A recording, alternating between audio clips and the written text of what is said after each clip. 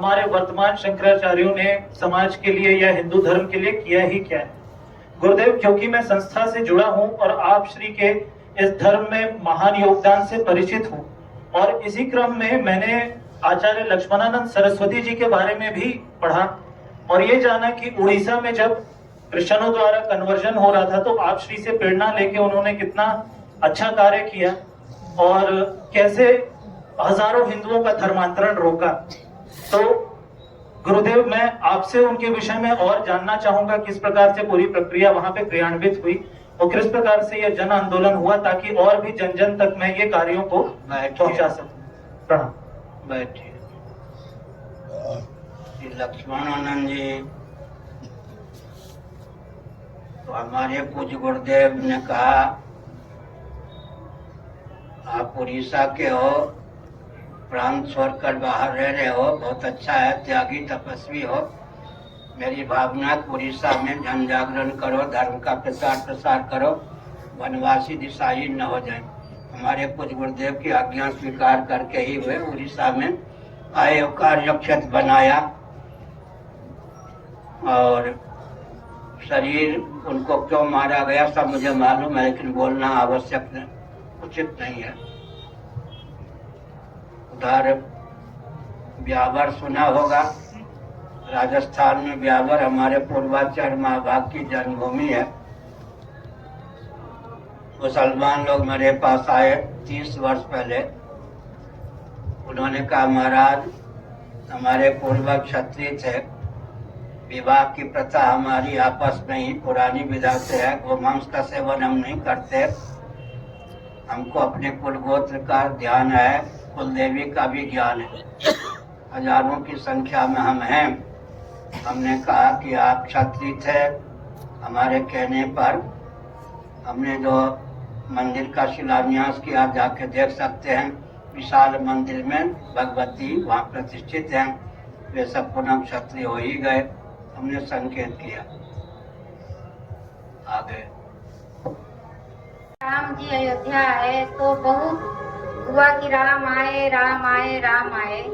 तो राम तो हम लोग के मन में है, सबके रग रग में है, हर बात से राम निकलता है। तो राम क्या खोए थे क्या? हमको तो नहीं लगता कि राम आए हैं इस पर। चित्रकूट गए तो राम जी खो गए थे क्या? चित्रकूट गए अयोध्या से है, चित्रकूट में पहले से नहीं थे क्या?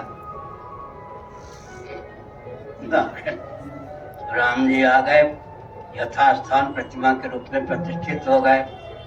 सगुण साकार भी हैं, सगुण निराकार भी हैं, निर्गुण निराकार भी हैं। इस समय हम लोग सगुण साकार हैं। स्वप्नावस्था में व्यवहार संपादन के लिए शरीर मिलता है तो सगुण साकार होते हैं, सुसुप्ति अवस्था में सगुण निराकार होते हैं, निरुपाधिक धरातल पर निर्गुण निराकार हैं, निर्गुण निराकार होते हुए सगुण निराकार हैं, सगुण निराकार होते हुए सगुण साकार हैं। यह सनातन धर्म की विशेषता है। सुनिए ध्यान पूर्वक। जिनका ईश्वर जगत बना सकता है, जगत बन नहीं सकता, उनका ईश्वर साक्षात अवतार नहीं ले सकता। वैशेषिकों का ईश्वर जगत बना सकता है, जगत बन नहीं सकता। नैयायिकों का ईश्वर जगत बना सकता है, जगत बन नहीं सकता। शेश्वर सांख्यवादी योगियों का ईश्वर जगत बना सकता है, जगत बन नहीं सकता। बाइबल और कुरान शरीफ की सीमा का ईश्वर जगत बना सकता है, जगत बन नहीं सकता, इसलिए साक्षात अवतार नहीं ले सकता।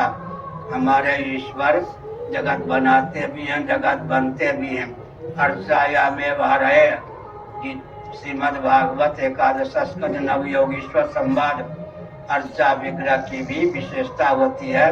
जैसे व्यापक अग्नि है, उसको मंथन के द्वारा अभिव्यक्त कर लेते हैं, इसी प्रकार मानसिक तांत्रिक विधा से, यांत्रिक विधा से हम अर्चा विग्रह में भगवत तेज को प्रकट कर लेते हैं। पावक युग संभ्रम विवेक को एक दारुगत देखिए को। व्यापक अग्नि सुनिए, करोड़ों वर्षों तक शास्त्रार्थों की अग्नि तत्वदाहक प्रकाशक है। कोई कहना हो तो शास्त्रार्थ का अंत कैसे होगा? घर्षण के द्वारा अग्नि को प्रकट कर दीजिए, शास्त्रार्थ शांत हो जाएगा। अग्नि तत्व दाहक प्रकाशक है।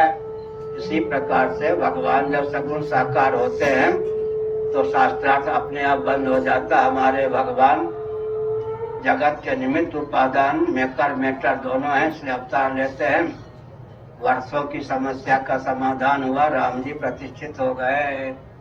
अभी तो मक्का भी हमको लेना है, मक्केश्वर जी को प्रतिष्ठित करना है।